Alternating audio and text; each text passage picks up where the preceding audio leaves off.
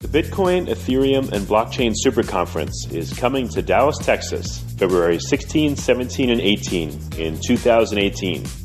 If you know of a better way to get the latest insider knowledge about crypto, to hear directly from the top minds in this field, to interact personally with 800 fellow crypto lovers, hodlers, investors, miners, traders, developers, and founders, then I'd like to hear about it.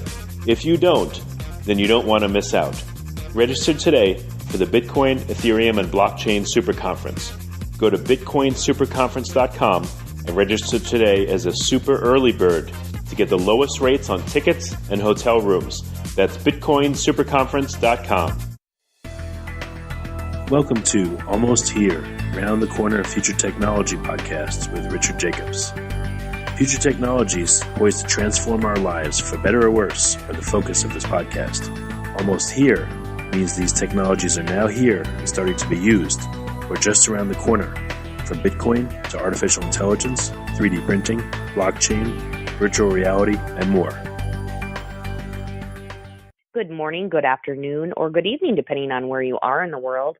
This is Tracy Murda on behalf of Richard Jacobs here at Future Tech Podcast.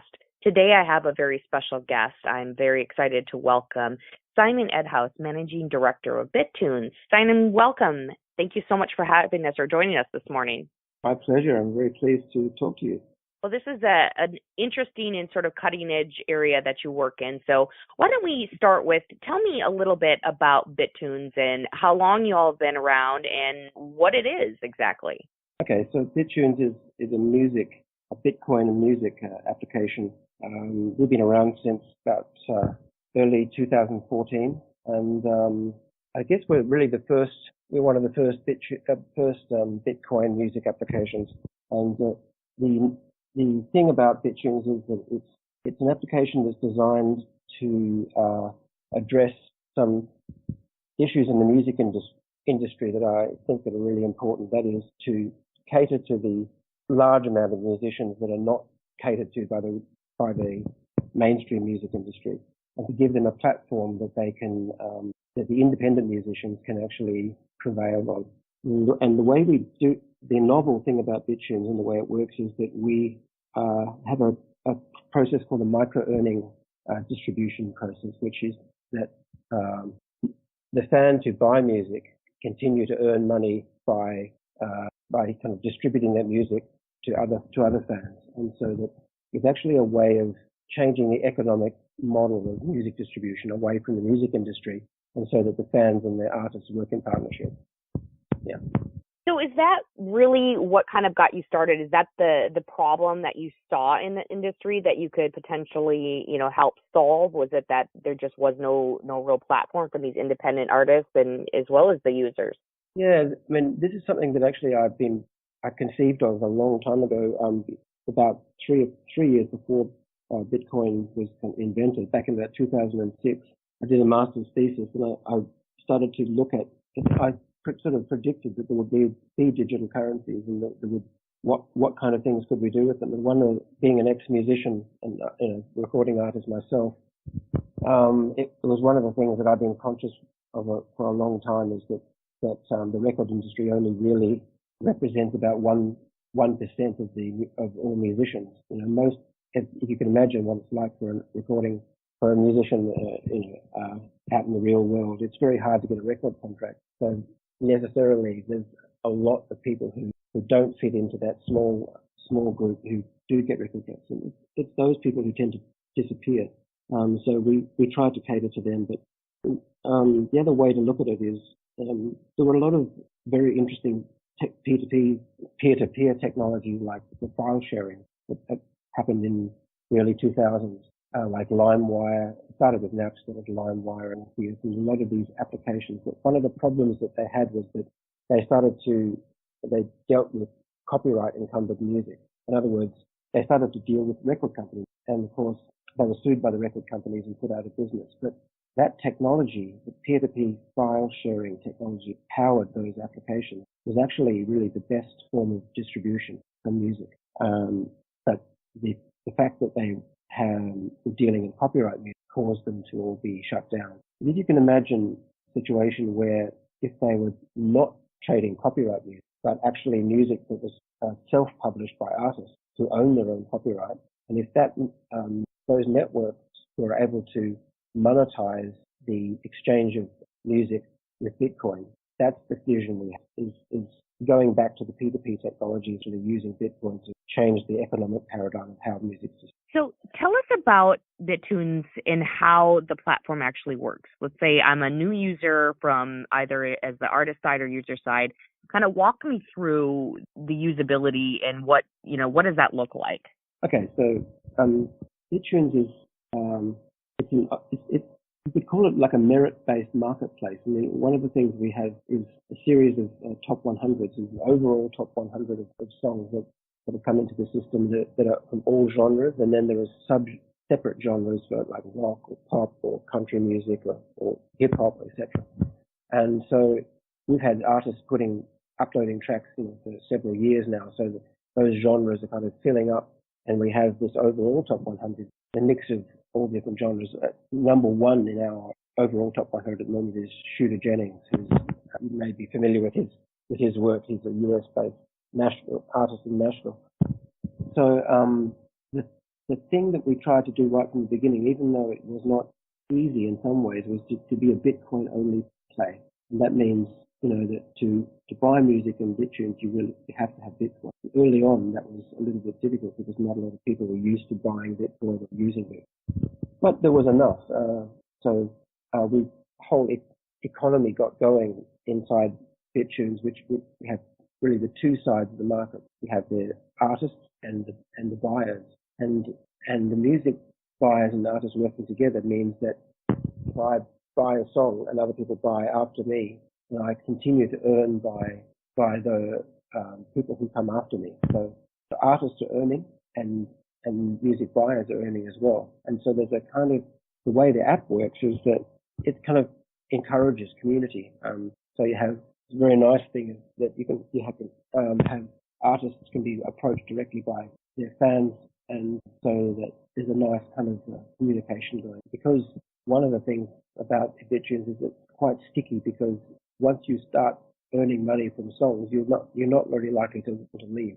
That's true of artists, but also for the people who buy music as well. You kind of take a position in the sense that you're the third or fourth person who bought the song. You know that people coming after you will generate income for you, so people tend to be quite loyal in the application. I love that. So who's using Bittunes? What is sort of your customer base? Yeah, we've got users in more than 100 countries now. It's very widespread. In terms of artists, there's probably artists from about 60 countries. And the most popular genres are probably electronic music and rock, pop, and also hip hop and rap. So we get it. The nice thing is, although most of it, we've got 40% of our users from the US, and some of the main countries like the EU and UK are obviously well represented, but we're getting some very eclectic, unusual music from countries like Azerbaijan and Iran, Indonesia, unusual places around the world like Morocco. We have music in foreign languages and stuff that really is surprising. So that's one of the nice things, is that it's like all the stuff bubbling up and you just don't quite know what to expect. And that's what's missing, I think, in the mainstream music industry, is that degree of choice. So it's one of the things that just happened naturally at Bittunes. Oh, absolutely. Simon, are there other companies out there doing the same thing? And if so, what kind of sets you guys apart? Interestingly, it's not. I mean, I really thought that there would be a lot of people copying us once we got going, but I haven't found that to be the case. I mean, a lot of people, especially in the blockchain music area, are trying to approach the record industry to try and work with them. And when I say the record industry, it's quite a number of layers or channels. You have record companies, then you have the rights collection agencies, and you have music publishers, distributors, etc. So it's one of the areas that blockchain technology would seem to be obvious for us to try and work with the rights agencies. So there are quite a few blockchain music companies who are trying to interface with it, but we haven't taken that approach. We've actually had kind of the opposite, which is we don't accept any mainstream music. We try and You have a very, very simple rights structure where we just use the Creative Commons license to license all music in BitTunes. And so therefore we don't want to deal with the rights industry at all. But that's not the approach that most blockchain music companies take. It's the kind of opposite. Simon, how do you think BitTunes is transforming the music industry? Yeah, well, that's kind of a loaded question, but in a sense, because we are avoiding the music. I could explain it like this. When I did my master's degree, I studied disruptive, and if you want to disrupt the status quo, like the music industry, it doesn't happen overnight. You've really got to have a strategy where you chip away, and it can take quite a long time. And so, in a sense, we're not really trying to deal with the music industry or affect it in a way, but to gradually provide an alternative. And that, if you look at the way the way disruptive innovations usually occur, is that they do take quite a long time, but they just grow slowly in a niche. And most people dismiss it because that's just a tiny little group of people. But if you chip away, it grows more and more and more. And after a while, that niche becomes quite strong because you're attracting people who care about what you're doing. And that's one of the most things, to stay true to that vision about, we see a much simpler way to trade music than is going on in the mainstream industry. It's very tangled and convoluted. If you really think about it, if you're an artist, you can self-publish using the Creative Commons license, and you can use Bitcoin to monetize your trading, and the world is one market. So it's an ultra simple vision for the future of music. It may take a while, but that vision seems to me to be. And let's talk about that now that you mentioned it. Why Bitcoin? What sort of led you down that path? Okay, that's really interesting. And one for us, when we got going, Bitcoin was was about 2013 when I incorporated the company and we started. It took about a year to develop the application, but Bitcoin. And I'm glad we stayed with Bitcoin. We were asked or suggested that we would, develop our own BitTunes coin and become an altcoin. But I resisted that early on. And one of the reasons was because especially in the early days, it was just too easy to make an altcoin, and didn't seem to have the power and potential of Bitcoin. And one of the nice things about the way Bitcoin has worked inside the application is that when artists or users in BitTunes have micro earnings and they go into their little wallet, those earnings not only grow from the trading inside BitTunes, but they also float on the rising price of Bitcoin. So, for instance, I've got an account in BitTunes myself, and I think beginning of this year, $140 worth of earnings in there. It's now over 600, and I haven't traded that much more songs, if you like. What's happened is that the price of Bitcoin is therefore my earnings total. So that's one of the things about Bitcoin. Huge potential. You can imagine if the prediction is true that Bitcoin will go to 100, you can imagine the implications of that for artists keeping them inside Bitcoin. And Simon, I read somewhere that this was an Android-only app. Is that correct? And if so, is there any plans to go to Apple? We'll kind of leapfrog over that in a sense. I mean, the Android app is really our MVP, our minimum viable product that we wanted to just demonstrate potential. And where we're going now is we have a plan to do what we call BitTunes 2.0, progressive web app. That's like a multi-platform application that can run on iOS to Android. And so that's our scaling solution, if you like. Okay. So what are some of the users saying about BitTunes? What's sort of been the general feedback that you've gotten from your consumer base? Yeah, I mean, I think we have, like I said, we've got a lot of people who came in very early and they're still with us, and I think they're just amazed at the fact that you can earn money from the music that you buy. So I think that's the thing that spins them out. So if you can, I mean, most people I've found also some people take a long time to actually work out for the penny to drop that that's what is actually going on. But one way of putting that is, usually in every other circumstance, the purchase of music is a sunk cost. You buy it and it's dead money. But in BitTunes, you go on earning. And it was quite simple for us to make that mechanism for that to happen. But the people who started experimenting with the application and experience, that became very exciting. It's unique. And like I said, I expected other people to copy us, but that hasn't happened. So I think a lot of people are really excited about something they could do with Bitcoin that was novel, and that they could earn Bitcoin. The other thing I could just say that there's a company called 21 Inc. You're probably familiar with them. There's a company, so that's a company that especially specializes in ways to earn Bitcoin for activity that you do. It could be from charging people to send you an email.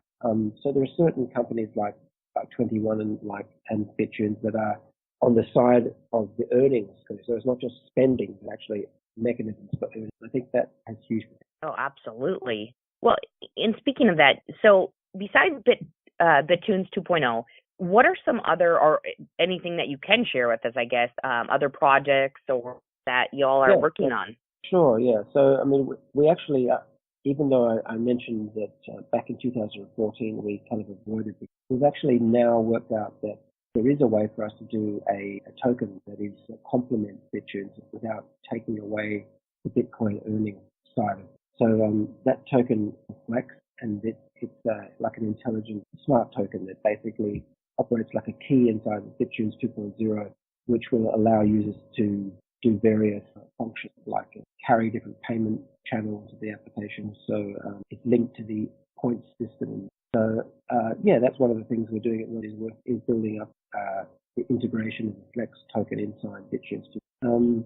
The other thing about Bittunes 2.0 is that there are a lot of things that we learned from talking to our artists over the last several years that we put into action inside the application. One of them is a feature we call social songs inside the application actually index people who shared those songs. So we've got social side to the music. It's hard to show that without showing a visual. But the basis of that is we understood from talking to our artists that some of them weren't that interested in Bitcoin earnings. They were more interested in being able to send a free song out to hundreds of users or whatever to promote their album. They might take one song, like a single, and promote an album. They want to actually give that song away for free. And what occurred to us is that if, like Bittunes is a self-published platform, we don't work outside the constructs of the music industry. So if you own the rights to the music and you self-publish on Bittunes, nobody can tell you can do it or not do it with the music. If you're an artist and you want to give away 50,000 singles, or distribute them around the world or whatever, there's no one can stop you. So it sounds very simple, but actually it's quite interesting, because what it means is you could go back to that P2P file sharing model where there was artists, people were distributing music all around the world. But if artists actually allow that, and it's outside the structures of the music industry, there's nothing stopping that music being shared from person to person to person. No such thing as piracy. And so we were just struck by how many of our artists wanted that feature, which we hadn't really thought of. So we're building that into Bittunes as well, which there's another side of Bittunes where if an artist wants to seed a song to the network for free and give it away for free, anybody who receives that song can send it to anybody else, even outside the application. So as I said, it can go from person to person to person. But every time that those people receive the song, they effectively then become a Bittunes member and become part of that artist's fan base. So there's some really powerful ways to work with music, kind of like a CRM solution, if you work outside the structures of the music industry. The other thing that we're doing is working on a lot of recommendation technology, because that's, in the future, if all of this music gets put onto some global blockchain for music, the problem will be, how do you find the stuff that's right for you? It's one of the biggest, if you're working outside the structures of the music industry and you've got millions of tracks on network, like you have an overabundance of choice, so you need methods to find something that's right for your taste, and everyone's taste is different. So we're working on a recommendation technology patent that solves that problem, and we're pretty excited about that. But that will be revealed as we roll out Bittunes. Simon, is there anything else that we didn't touch on? Just some final closing thoughts that you have, or you'd like our listeners to know about Bittunes? Okay, so they can. Anyone can visit the website. The main website for information about Bittunes and the Flex token is bittunes.co.uk, and so there's some information there. We have We're in pre-sale at the moment for that token for Bittunes members, and we'll be opening up in the next month to an open pre-sale and SEO a bit later in the year. But yeah, I would say if anyone's on an Android app, download the application to find it on Google Play and have an experiment and watch out for the next version, which will be substantially more features. Well, I really want to thank you for your time today, Simon.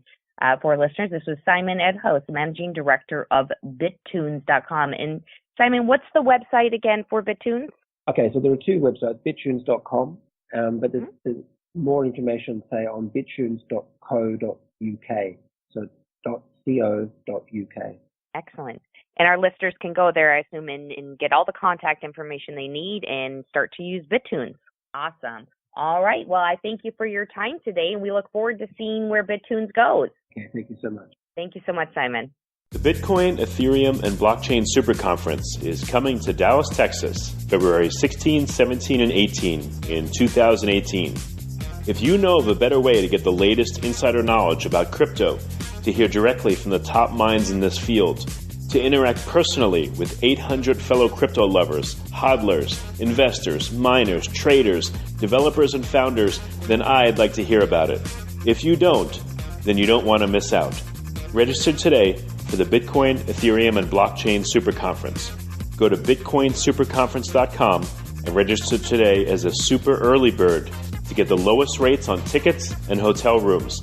That's bitcoinsuperconference.com. You have been listening to Almost Here, Around the Corner Future Technology podcast with Richard Jacobs. Subscribe to this podcast, post a review to discover more future technologies that are poised to transform our lives for better or worse, such as Bitcoin, artificial intelligence, 3D printing, blockchain, virtual reality, and more.